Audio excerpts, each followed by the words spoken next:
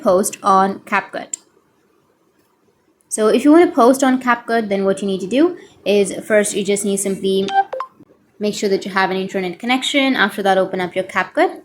After that, so here, in order to post on CapCut, you need to be a CapCut creator or template creator. So in order to be a template creator, you need to just simply go with templates, and from the templates here you will have for you option. You can go with the drop down, which is on the right side, and here on the top you will have an option of apply for CapCut Creator. You need to tap on the apply for CapCut Creator, and after applying for a CapCut Creator, once you become a CapCut Creator, then you'll be able to post on CapCut.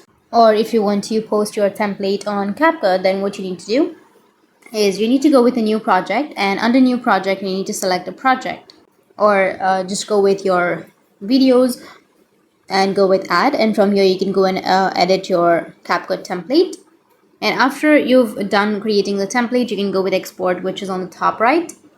So once it's exported, you will have an option of share to TikTok or share to your stories, your YouTube, WhatsApp, Snapchat, and other option. So you just need to simply go with other, and from here you will have a lot of applications. So you need to tap on CapCut, and then you will be able to upload that on CapCut.